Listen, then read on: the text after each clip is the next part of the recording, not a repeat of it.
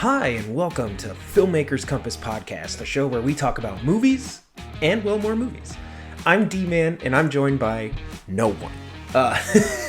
Unfortunately, I guess it is just me. Maybe fortunately, we'll see how this episode goes. I am doing a solo episode because CP is dealing with some personal matters and he'll be back next week. But in his absence, I am going to try to hold down the fort myself. Now, I have a few things that I really want to talk about, and I am excited. I mean, one of the first things I always do on this podcast is throw it over to CP and see how he's doing. So today, I'm going to throw it over to myself. Dman, how are you doing? Glad I make myself laugh. I'm doing pretty good, actually. Health is really good. The weather out here is starting to warm up in Southern California. The Lakers are in the playoffs. And we have some really exciting movie news for you guys. So excited to talk about all that. But before we jump into all that, as always, we'll start off the show this week with some shout-outs. So I'm going to read some of those right now, so I will be looking down a little bit, but bear with me. So first up, our shout-out goes to @JeffH246 from Instagram, who said, was a fan of Charlie Day playing Luigi in the Super Mario Bros. Movie. Overall, thought Mario Bros. Was a fun movie with a lot of Easter eggs to discover. Which, that's what I've heard. A lot of positive feedback about this movie. Even some of my coworkers said that they took their kids to see it. Everybody really enjoyed it. So it sounds like Super Mario Bros. Movie is a winner. Now, he goes on to join our list of top video game movies, so really appreciate that. Starting with number 5, Mortal Kombat 2021. So... not the 90s Mortal Kombat that I think CP and I were raving on about last episode. So he's going Mortal Kombat 2021. That's a pick. So I'm interested. Maybe we'll get a little bit more commentary on what was so great about Mortal Kombat 2021. Number 4, Tomb Raider. Great pick. Number 3, Dead or Alive. Also really good pick. Number 2, Warcraft, which I haven't seen, although I have heard some good things, some bad things, and I don't know, I'd be curious to get into a more in-depth conversation about Warcraft. Maybe we'll do a total rewind on it or something, take a look at it. And then number 1, Mortal Kombat 1995. Jeff, totally redeemed. So, well, that is a great list. I love it, and thank you so much for submitting. Also, I ended up, me personally responded to you, Jeff, on Instagram and just asked you, after having seen the Super Mario Bros. Movie, would that adjust your top 5? And you did respond, which, again, really appreciate. This is great. I think I'd bump it to number 3 and push everything else back 1. So that would officially knock Mortal Kombat 2021 out of the top 5. Just saying. Jeff, thank you so much. We always appreciate the comments and so glad that you're enjoying the show. That's awesome. I did want to give a shout out to Melissa, who actually mentioned that she was really excited about the rumors surrounding a potentially new Harry Potter series dropping on HBO Max. So we're going to get into that in a little bit, but I was just happy, Melissa, that you actually saw some of our content on social media and you were very excited about, some of the stuff we were talking about, particularly Harry Potter. So once we get into that, hopefully you'll be even more excited. Next up is @TheRealJamesHolden. Said, okay, confused. On this episode of the podcast, @NDCal5, CP said the most he ever went to the movies was 8 times for Top Gun Maverick. But didn't he in an earlier episode say the most he went was 10 times to The Dark Knight? What gives? Now, first of all, amazing catch. I can't always remember myself exactly what I've said on these podcasts because I personally should have caught that and called out CP on air. So I apologize. I did not catch that either. And thank you, because I love to be fact-checked, especially when we're wrong, because unfortunately we don't always get it right. And in this case, @TheRealJamesHolden, you are absolutely correct. CP responded and he said, I am just dumb. The Dark Knight was tops. So he did go see that 10 times, and that officially makes CP a liar. Now, he's not here to defend himself, so we're just going to leave it at that. CP equals liar. No, I'm just playing. So CP, can't wait to have you back. Hopefully, maybe we'll even have you defend that comment. It was The Dark Knight, so I don't know if it needs any defense. That movie's totally worth seeing in the theaters 10 times. Next up on our shoutouts list is David K. Grayson said, dude, you're dead on. Financing, how to network properly. Hell, there should be an entire class about following through on finishing films. So this is in reference to the segment we did, I think 2 episodes back or a few episodes back regarding film school. And CP definitely kind of dove in at the end about what he would have loved to have seen in film school regarding film financing, film networking, and a few of, just the kind of back end things that aren't really taught, right? We're taught film theory, how to, angle a camera, set up lighting, all of those practical things, but some of the back end things. So at David K. Grayson, thank you so much for checking out the videos and replying. And that generally was the consensus. I know we read some of those comments on last week's episode, but people did feel that is a really good point, is that, film schools, while some of them probably do, obviously I haven't attended them all, some of them probably do, but a lot of film programs would benefit from adding those elements into their curriculum. So that would be really great to see, and I'm not going to go to film school again, but I mean, you learn from it, and hopefully the programs just get better. So next up on our shoutouts is at Eric Drucker1. Drucker, nice to see you again. And he said, I've got lots of feelings about your podcast this week. First, government sucks, which, fair. Also, they're going after WB because they saw what Disney did to DeSantis in Florida, so they don't want that smoke. You're probably right on that, in the sense that obviously if you make a big ruckus, it can blow up. And in the case of Disney, it did. Drucker goes on to say, too, I'd love to see a Nintendo shared universe. I'd love a Smash Bros. Film. Agreed. I don't know exactly how they could get us there. I've seen some roadmaps on social media. I've seen people kind of planning it out. And I do agree that I think that would be really fun. I just don't want Nintendo to do it for, kind of nostalgia or video game fans' sake. I would really hope that they have a powerful movie with, all their great characters lined up so that when we finally get to that Super Smash Brothers movie, it really hits. And Drucker goes on to say, also, I agree about the Spider-Man ride was not worth the wait, and I believe he's referring to the Spider-Man ride we discussed at Disneyland California Adventure, which is the newer one. And I had only heard rumors, but Drucker, you're confirming what I've heard, and I've heard, especially because it's a new ride, there's an extra long wait. It might be a fun ride if you could just kind of walk on, or maybe 10 minutes.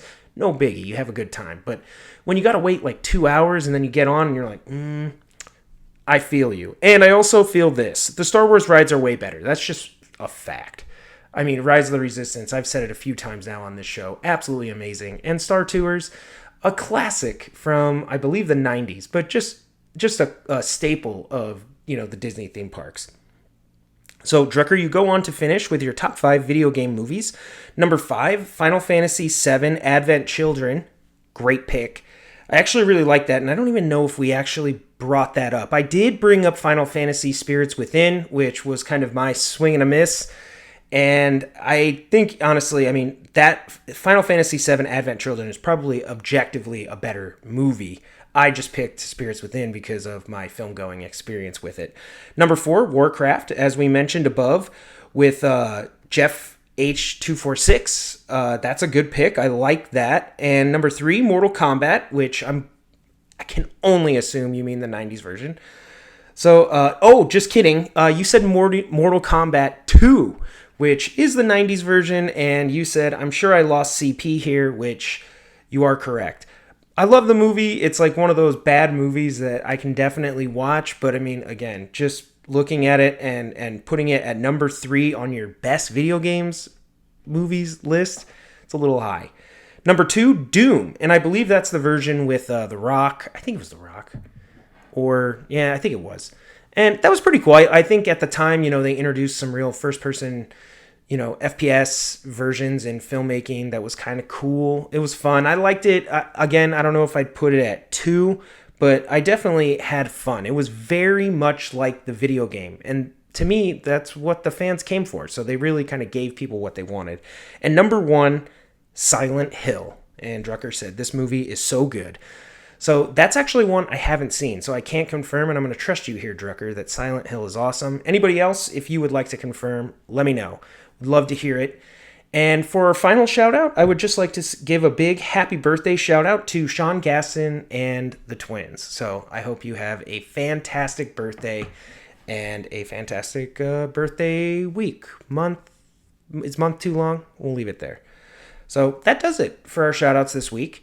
And let's go ahead and dive into our topics. So first up, if you follow me or Filmmakers Compass at Film Comp Podcast on social media, you probably saw that I took a photo of myself and shared it on our stories feed, where I was watching the new release called Tetris on Apple TV Plus.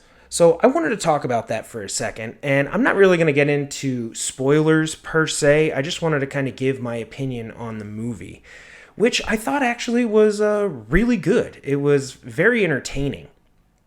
So the first thing is I thought it was very well acted. So everybody kind of pulled their weight. I thought it was a solid performance from almost everybody, especially the guy playing Alexei. I liked his character a lot, and I read up about him after, and a lot of what is in the movie is true, even though I'm sure it's sensationalized to a certain degree. I thought the movie had a real kind of professional finish, great score, and they had some kind of cool effects where, occasionally cars might run into each other and then it kind of pixelates and turns into like Tetris blocks, and like it was, I don't know, that was pretty cool. It was pretty fun. But one of the things I wanted to acknowledge was the pacing. This movie is like lightning fast. It's crazy how fast it moves.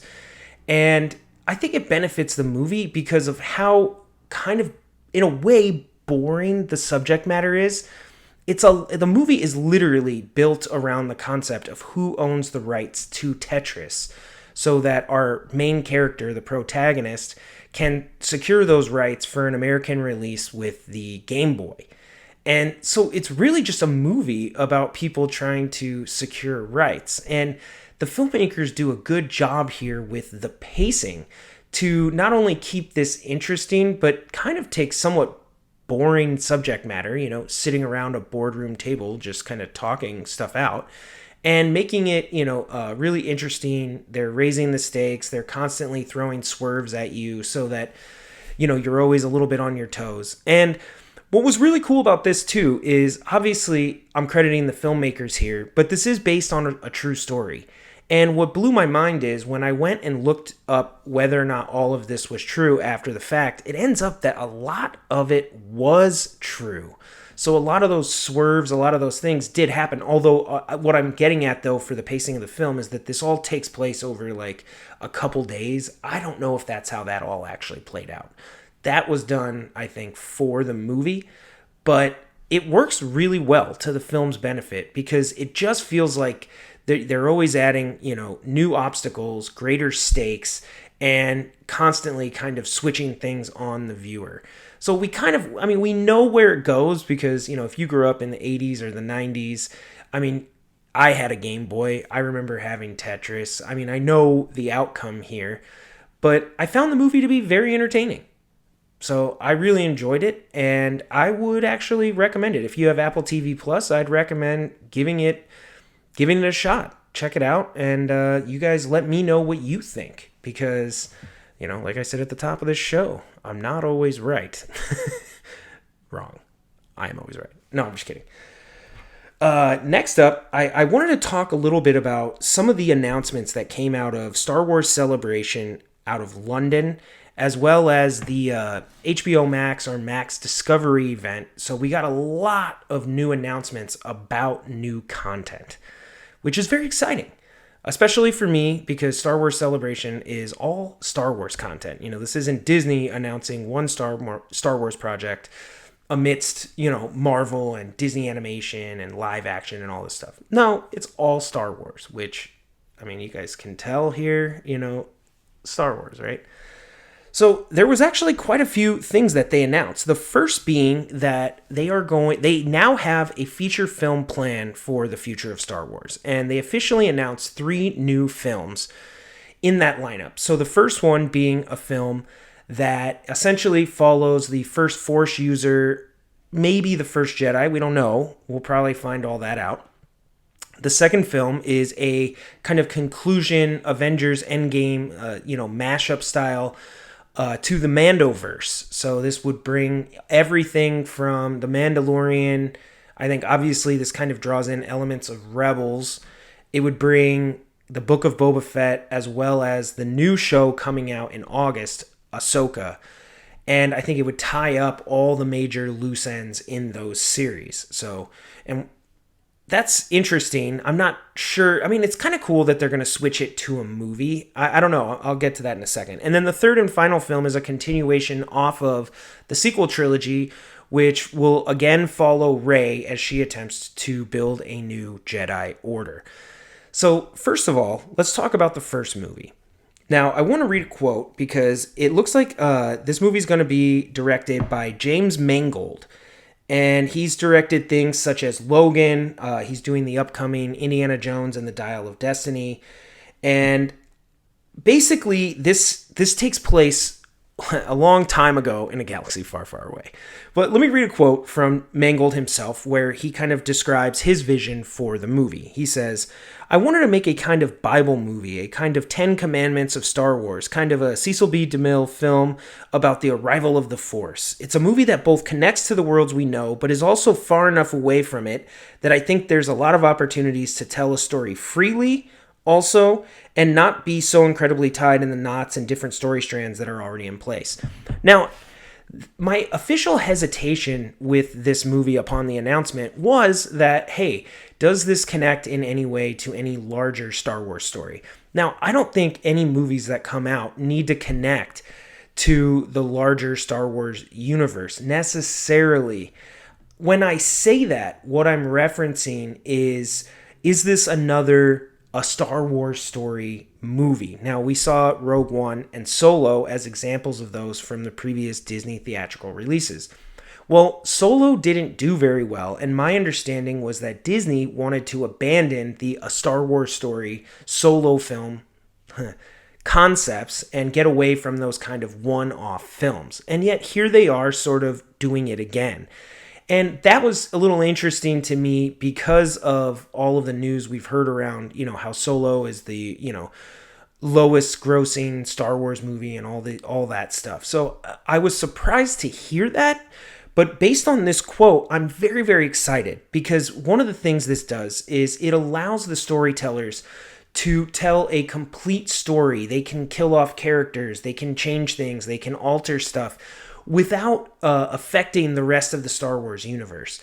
And I think that's been a problem for Star Wars, particularly, right? The sequel trilogy is building off of, the original trilogy, but by incorporating Han, Luke, Leia, Chewie, R2, 3PO, all of the characters, we kind of have these story threads that connect us. They didn't just create a new trilogy that, doesn't necessarily tie into everything. The Mandoverse takes place between the original trilogy and the sequel trilogy. So only so much can happen. And then, of course, if you go back and look at Star Wars as the prequel trilogy, we all knew, right, when we watched the prequel trilogy that, Anakin, Darth Vader, Emperor Palpatine, Obi-Wan, they all live. R2 and 3PO will make it to the end. We know that, most likely Luke and Leia will be born. And so with the prequel trilogy, there was a lot of stuff that, the stakes are always... they're emotional, and I thought the prequel trilogy ended up great, but, we do know that when Anakin and Obi-Wan are fighting, that neither one of them will, in fact, die. And that has plagued even the Obi-Wan series on Disney+, where, obviously, that, again, is rehashing that kind of Anakin versus Obi-Wan, Darth Vader versus Obi-Wan battle between the two trilogies, and I think, me personally, that hindered the series, because... part of me was like, why did they actually make this when Obi-Wan sort of ends up in the same place that he was before? Physically, he's in the same place. Mentally, he's in a better place. But I don't know that any of us were thinking that he was in an awful place mentally, that we needed a series. So was it worth it? Maybe. I enjoyed parts of it, and I thought it was good, but not the best. So in this case, with this new movie, it looks like they're trying to free up the storytelling. And what I would be interested in is, depending on how successful and how awesome this movie is in the Star Wars universe, they can actually build an entire story out of this kind of place in the timeline. And it won't affect anything. And I think that's great. So, of the three movies, this is actually probably the one I'm most excited about. I think it just offers the most potential and the most opportunity for some new storytelling in the Star Wars universe.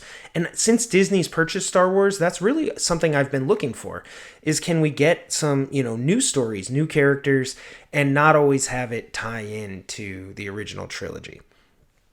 So the second movie is the Mandoverse movie. So this is the one that's supposed to tie up all the loose ends from the Disney Plus series in that time period. Now, this is interesting because I'm getting, Avengers Endgame vibes, right? Like they're going to do a big, mashup movie. We mentioned Super Smash Brothers earlier. And while I think that would be really cool, it's interesting because, these were shows. And what I'm curious about is to what degree can they take a 2-hour film to wrap up all these loose threads from a television show? Now, we've heard of this before. I think Peaky Blinders was thinking of doing something similar where they were talking about creating a feature film in that world after the conclusion of the final season, and that would truly wrap up the series and that world. But we haven't seen it yet, and I'm curious how this would work. We've seen a couple examples. I think even last week we were talking video game movies. We talked about, Pokemon the movie, which, obviously that was based off the game and then the show and then the movie.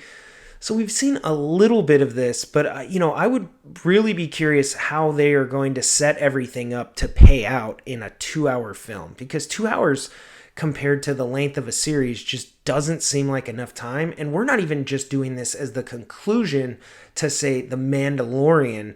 They're doing the conclusion to The Mandalorian, The Book of Boba Fett, and Ahsoka. So I don't know. I'm a little skeptical on this if they'll be able to pull all this off. I think if they can pull it off, it would be incredibly epic.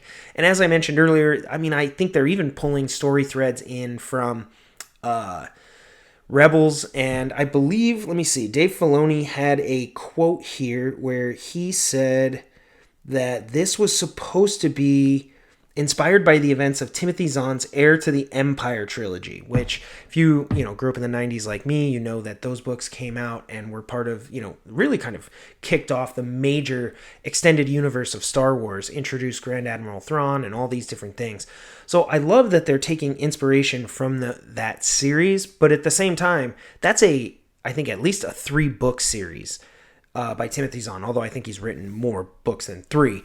But, even that, trying to condense that into a movie while also trying to conclude all the loose ends from these series, it's a big task. And I'm, just, I guess, a little curious to see if they're able to pull that off. I hope so, because so far I love The Mandalorian, and I really do think it's probably the best thing that Disney has produced as Star Wars. I love Rogue One, and Force Awakens was pretty cool.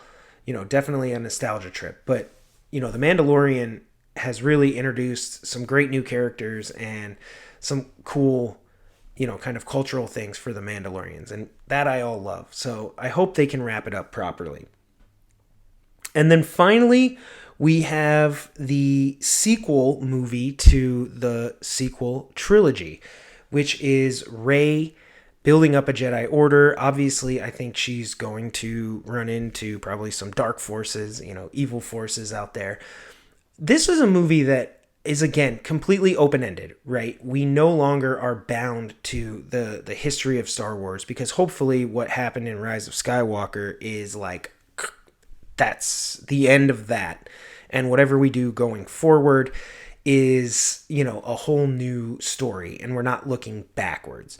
So I'm sure, for a lot of you, this is upsetting, because I feel like that was part of the message of The Last Jedi. I said The Last Jedi. Sorry, guys. But I think that's really what Star Wars needs going forward, is like, hey, let's kind of sever ourselves from the past a little bit and move on into a new adventure, new stories, new characters. I do like the idea of bringing Rey back.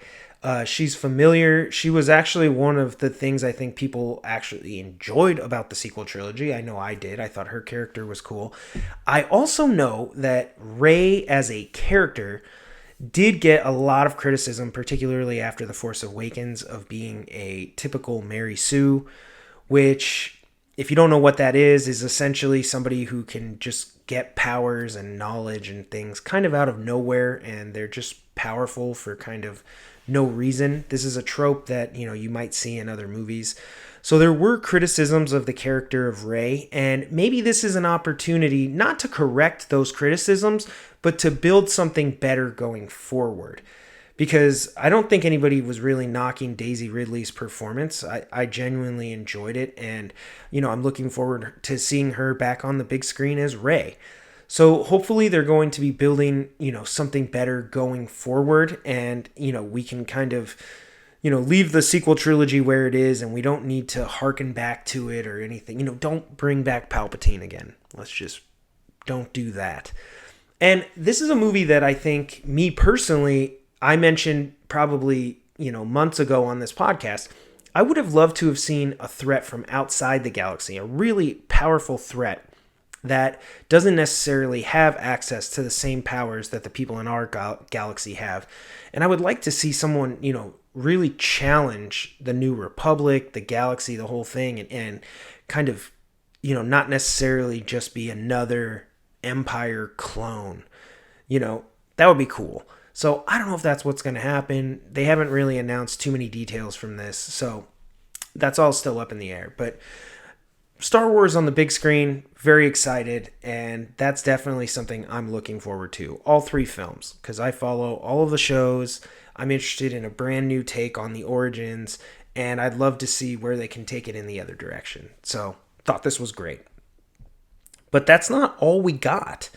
So we also got the trailer for Ahsoka, which is dropping in August, and I thought it was really great. In conjunction with Mandalorian Season 3, we finally got a look at, I believe, the entire crew of the ship the Ghost from Rebels, and obviously we know they're all going to appear. We know that the kind of main story thread in Ahsoka is that her and Sabine are looking for Ezra, and so we know that's all happening. Thrawn, definitely is going to be there, and we know if if Dave Filoni said he's going to make an appearance in the film wrapping up all of this, he's got to show up somewhere. So if not in The Mandalorian, it looks like it's going to be Ahsoka, and I don't know, this looks pretty cool. So I actually, I like Rosario Dawson as Ahsoka. It doesn't seem to connect directly through this trailer with much of The Mandalorian and some of the other series that we've seen, although we know that Ahsoka and Din Djarin have actually met on screen, and there's a chance that, Mando or Grogu or somebody might show up in the Ahsoka series, maybe even Luke Skywalker, who knows. But I thought the series, at least in the trailer, looked like it had a high production quality. It looked like it's going to be very entertaining. It's going to be interesting to see some more Jedi on the screen. We had quite a few lightsabers ignite in the trailer. And obviously, there's going to be some story threads getting concluded from the Rebels series. So to me, this looked pretty good. I thought the trailer was definitely enough to get people excited. And if you're a huge Ahsoka fan, which I know it's crazy because I grew up in the era where like Luke Skywalker was the best, then Obi-Wan was the best. But now there's an entire generation of people where, Ahsoka is probably their number one, their favorite Star Wars character. So this series is a long time coming.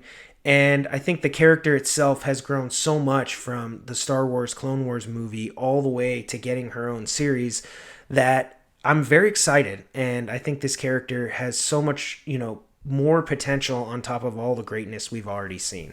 So looking forward to that. There were a few other things that I'm not going to get into. They didn't really give too much. I think at Celebration, they announced The Acolyte, Skeleton Crew, Visions Volume 2, Bad Batch Season 3, Tales of the Jedi Season 2. There's a Young Jedi Adventures. That gives me young Indiana Jones vibes. Something that did stand out, though, was Andor Season 2. I really enjoyed Andor. I think it's the highest production quality show that Disney has produced. I thought it dealt with some real adult concepts. It's maybe not the most kid-friendly show.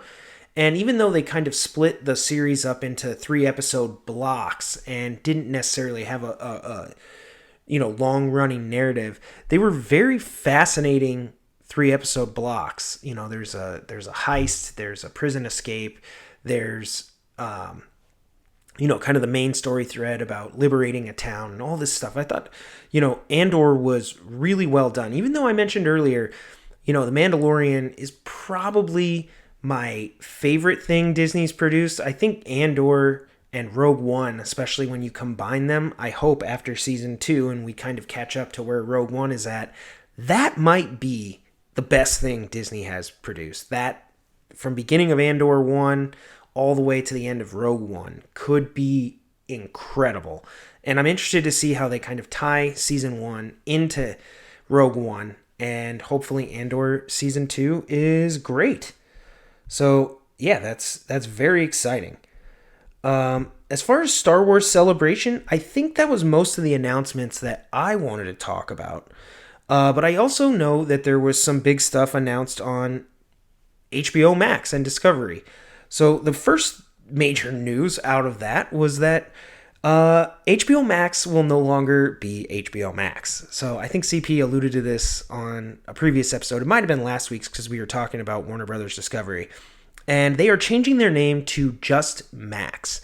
So I found out the reasoning for this. It was actually said at the event. And what they have proclaimed is that as great as a brand HBO is, it's associated with adult content.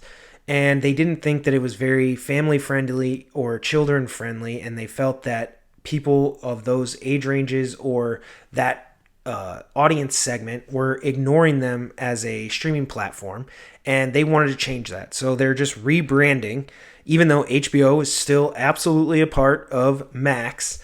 They didn't want people to associate all the kind of adult content, Sopranos, Sex and the City, Game of Thrones, all of that for adults, with that they don't offer family friendly and kid friendly content. So take that for what you will. Max doesn't necessarily seem like maybe the best name, but they're going with it.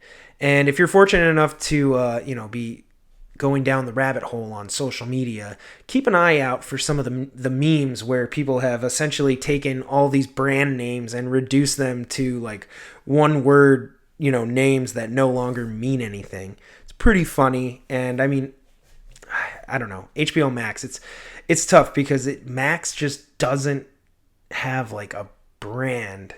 It's hard to figure out what that is. But, over time, if they do it well, maybe they can build it up into something. So they too had quite a few announcements. There's going to be a Rick and Morty anime series. There's a few new shows. It's called The Chancellor. There's Smartless docuseries.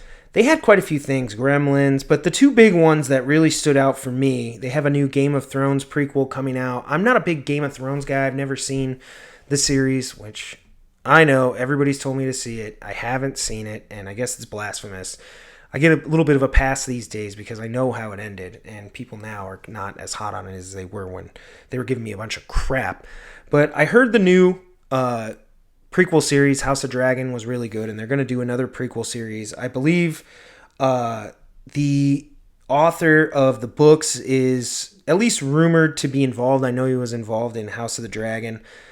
But the two things I wanted to talk about, the first, and this goes back to the shout out at the beginning of the show to Melissa, is that we finally got confirmation that there is going to be a new Harry Potter series on Max. So they described this as a decade-long journey in which right now they're saying that each season will represent one of the books. So even though they're calling it a decade-long series, they are saying that essentially there will be 7 seasons. But we've seen this many times, whether it's Breaking Bad, Sopranos,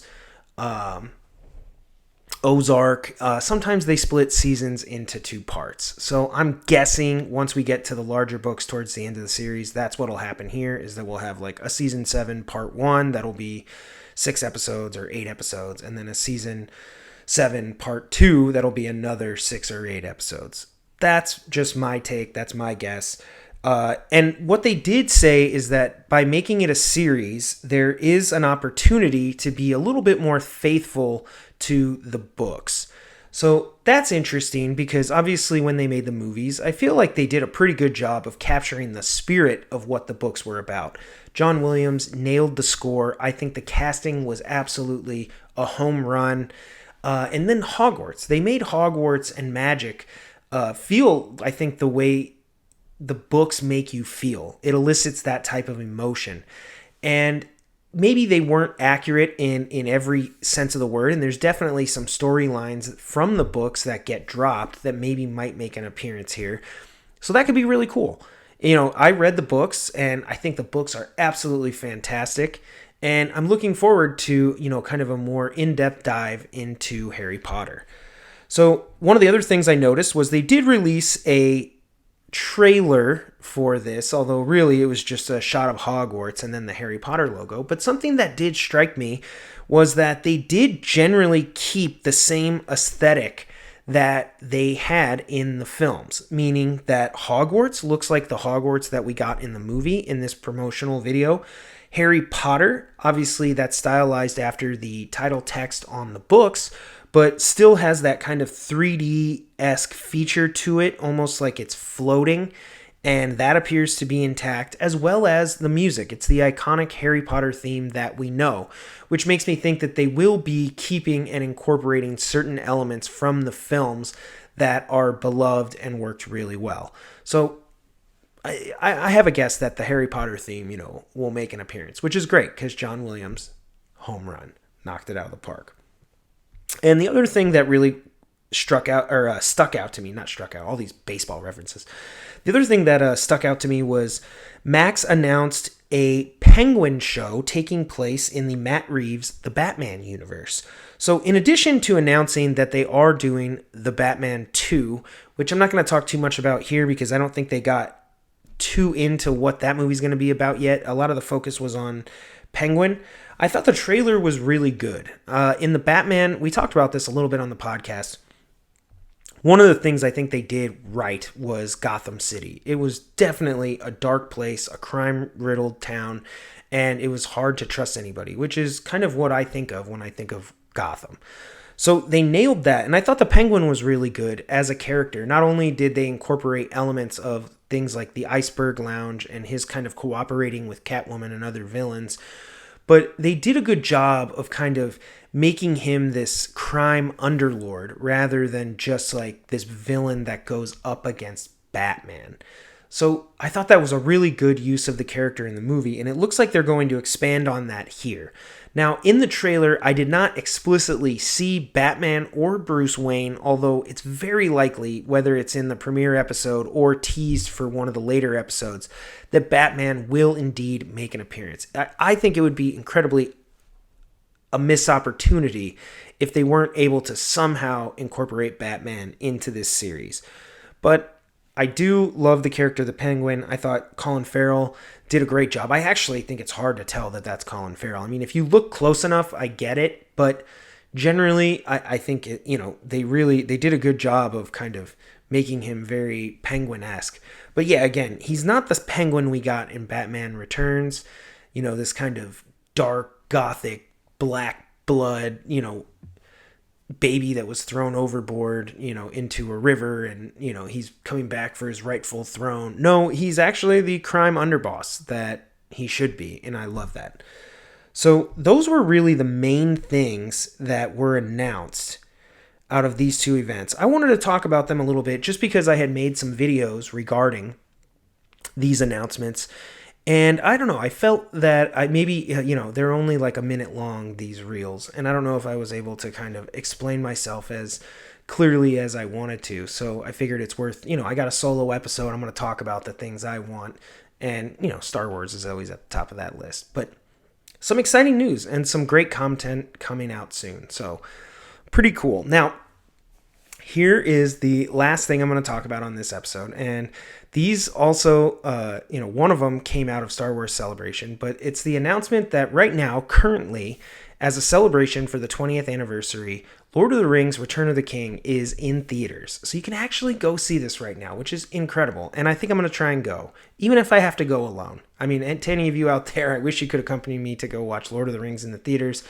But to me, it's a can't miss. I just need to see these movies on the big screen one more time because I don't know when that opportunity will come again. Well, at Star Wars Celebration, they announced that for the 40th anniversary on April 28th, they are re-releasing Star Wars Return of the Jedi in theaters. And that, to me, is absolutely can't miss. I have to be there to see Return of the Jedi. Original trilogy Star Wars on the big screen is a must for me, and I will absolutely be there. So we have Return of the Jedi.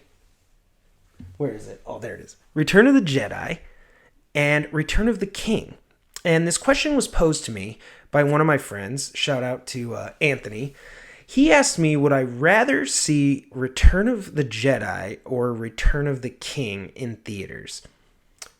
Interesting, because I had to think about this. I mean, I am a Star Wars guy through and through, but, Return of the King is such a spectacle. I mean, it is absolutely, a visual spectacle, and it would be hard for me to pass that up. And I love Return of the Jedi, but if I had to pick, I'm going Star Wars Return of the Jedi, for sure.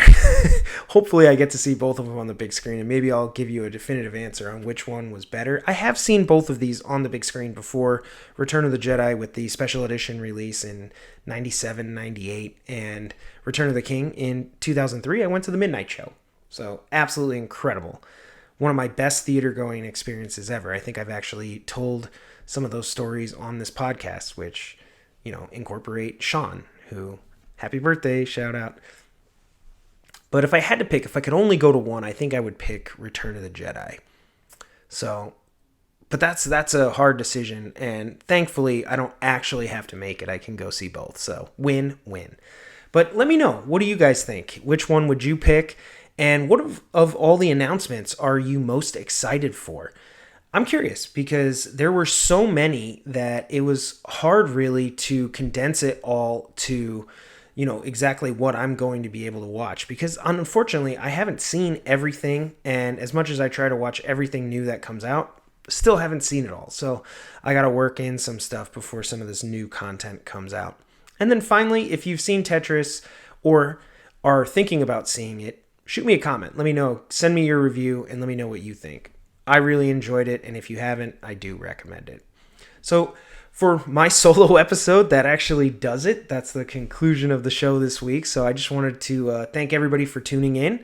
Hope you guys enjoyed listening to me talk about movies. It is one of my favorite things, but I definitely prefer to have a co-host. So CP, you are missed, and I cannot wait until you are back on the podcast. I love to volley back and forth with you, and even some of our arguments. They're great. If you want to follow the podcast, you can go to filmmakerscompass.com, where we have a live feed of all of the episodes, as well as all of our social media links and channels at Film Comp Podcast. So you can follow me personally at Big Kid Dman. And normally here, I throw the end of the show over to CP to have him take us out. So I'm going to try this on my own. But keep watching movies, and we'll see you back here next week. Thanks for watching.